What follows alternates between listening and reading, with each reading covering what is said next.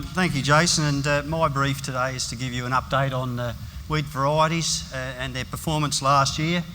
A lot of what Jason said in general terms can apply to wheat as well, but what I'm aiming to do today is cover issues like varietal adoption trends, similar to what Jason covered, new variety releases, varietal performance last year and the long term, some ideas on guiding variety choice. I want to make some comments on the new Durum variety and its performance, and then talk briefly about what's around the corner. Up front, I must acknowledge not only GRDC for funding NVT trials, but ACAS and the staff for allowing us to use the data in these presentations.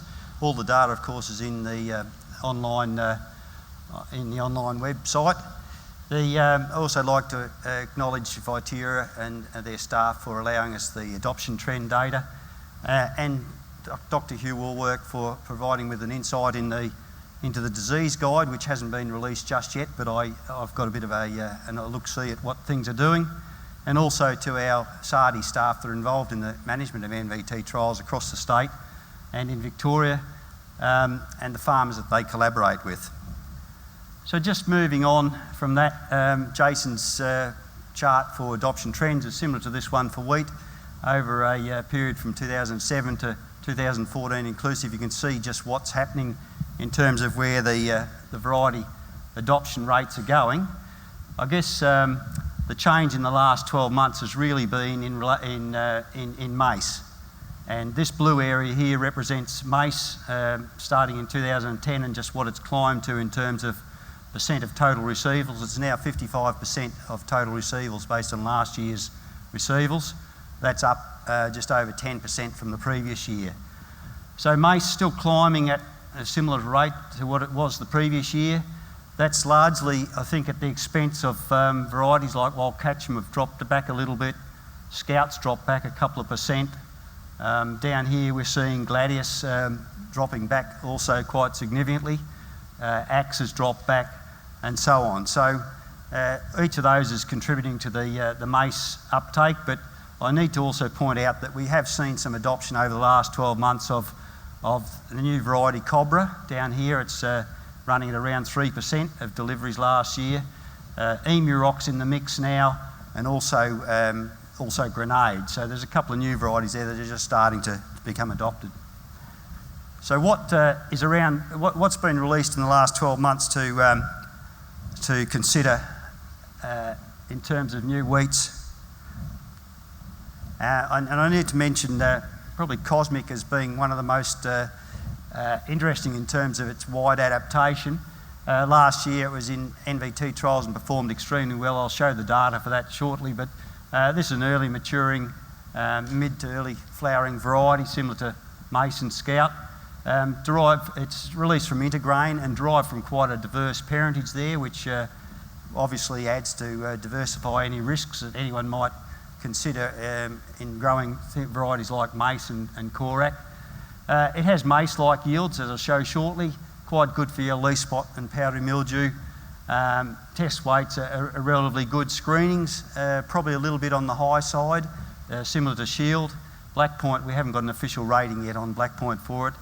Probably its weaknesses, though, are worth considering. It's moderately susceptible to all of the rusts. It's moderately susceptible to CCN and moderately susceptible to Septoria triticide blots. So it has got some weaknesses there, but all the same, it's a high yielder.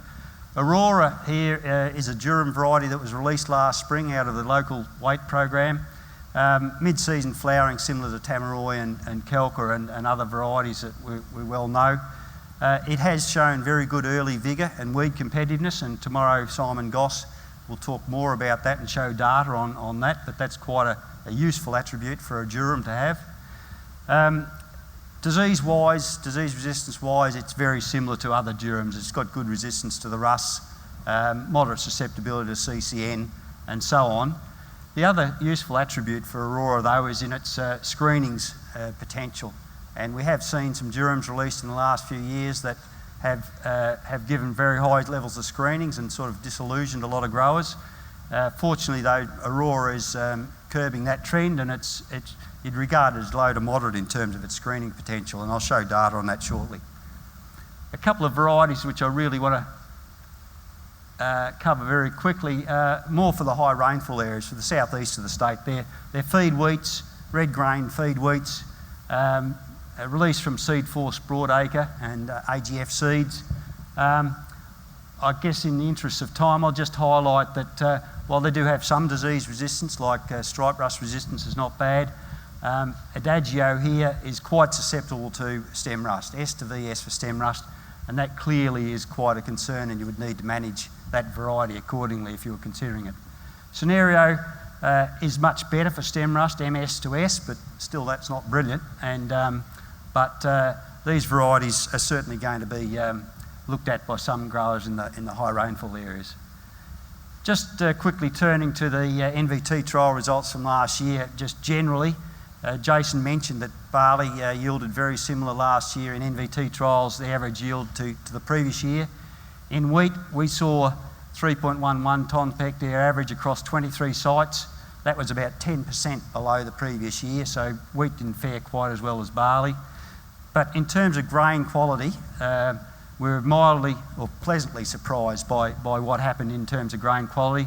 Screenings were as low as the previous year, 2.4% relative to 2.3%. Test weights were very good. Protein was on par with the previous couple of years. So quality-wise, the trials were quite good. I might just mention that there were 5 frosted sites in total across the 28 that we run across South Australia, and that's unprecedented. We've never lost that many sites before, and it's quite disappointing for certainly all the staff involved not to see their great sites released, but 3 of them were in central and north-eastern Eyre Peninsula, and 2 of them were in the northern Mallee.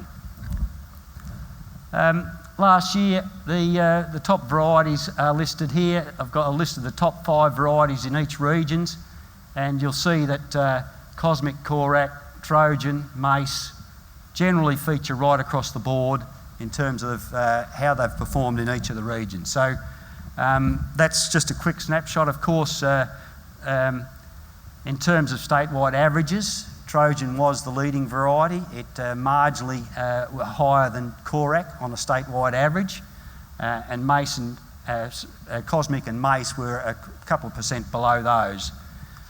Just, however, that was last year's results.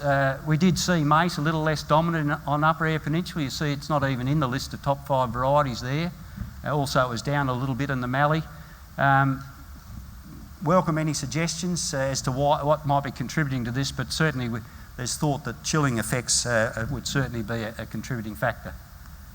Just turning quickly now to the long-term results, which are certainly what you should be looking at in terms of varietal choice. And the top 4 that I mentioned in the previous slide really have done well in the longer term, in 2010 to 2014 data as well.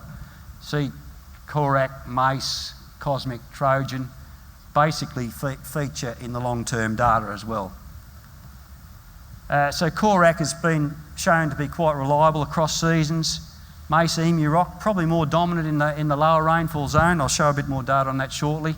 And we're generally seeing Cosmic, Scout, Trojan and Cobra to be more dominant in the high rainfall or high yielding situations.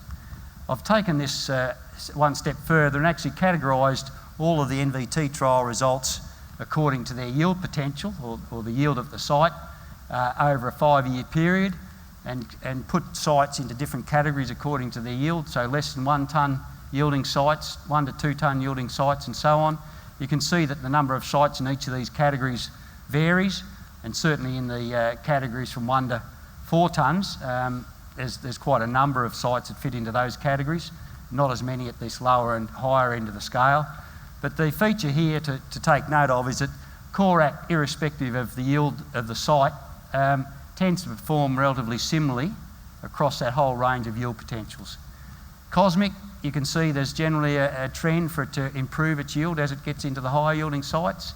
Mace, the opposite, tends to be a lot better at the lower yielding sites than perhaps at the higher yielding end of the spectrum. And Trojan, given that it's later maturing than all of the others, you would expect it to be a bit better at the higher yielding sites, and that's what you see there.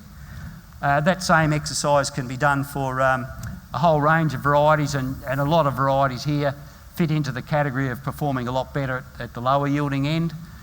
This group of varieties, Cobra Phantom Scout, tend to perform more relatively better at the higher yielding end of the spectrum, and we've got Estoc, Wildcatcham and Yitby there that tend to be pretty consistent across a whole range of sites. I'm going to flick through the next couple of slides pretty quickly because most of the audience has probably seen me present this at field days and other places, but if you look at taking things like stripe rust and yellow leaf spot as the predominant issues that you might consider varietal choice based on, you can look at going down the path of having a stripe rust resistant variety with good yellow leaf spot resistance, or a stripe rust susceptible variety with yellow leaf spot susceptibility if you prefer to take the option of spraying. And varieties that fit within these different categories are listed here, and I guess the most notable you'll see here is that Mace and Korak really lead all other varieties in this less than 3 tonne scenario, and there's 48 observations have gone into this analysis, 48 observations over a 4-year period, and Mace and Korak lead. Mace, you can see no red comments beside it, has very few other negatives apart from its low stripe rust resistance. But Korak, you'll see a few negatives there, Cosmic, susceptible to leaf rust, and so on. If you take this scenario to the high yielding situation, and here we've got sites that have yielded greater than 4 tonnes per hectare in this chart. There's 42 observations across that period of time where sites have yielded more than 4 tonnes. And you can see this whole area here has changed dramatically, and now Trojan and Cosmic and Cobra are all up in that mix of high yielding varieties.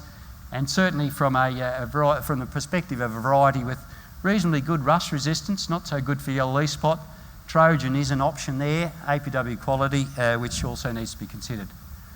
Just now moving on to Durums, and the highlight here really is DBA Aurora, which was released last spring by the weight program I mentioned earlier.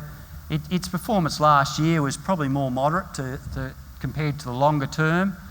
Certainly last year we saw 802 yielding very well on Yorke Peninsula, when we saw Saintly yielding very well in the mid-north, and the figures for Aurora are significantly lower than that for last year. But you should really look at the long-term results here, where Aurora 9% on Yorke Peninsula, 8% above average in the mid-north, really quite comparable to Saintly, or better than Saintly in the mid-north. And as I said earlier, probably the main message with Aurora is its lower screenings, 3.2% on average across 4 years of trials, 24 observations, 3.2%, where you've got Yawa running at 6.6, and everyone knows the issues that growers have had with Yawa, 802, 4.2, and Tilbury 3.4. So certainly Aurora is a marked improvement in terms of screenings percentage, but we still have a way to go there, I believe. I just want to finish up with some comments on what's around the corner. And of course, I don't normally preempt things that are too far away from release, because there are always issues like the final quality being resolved, or other release decisions that seem to make them fall at the last hurdle. But just to give you an insight into what's coming through, the most immediate variety you might see will be an IMI-tolerant version of Axe, which AGT are currently waiting on a final classification for in the next month or so. So if that gets the classification they want, that could be released this year to growers.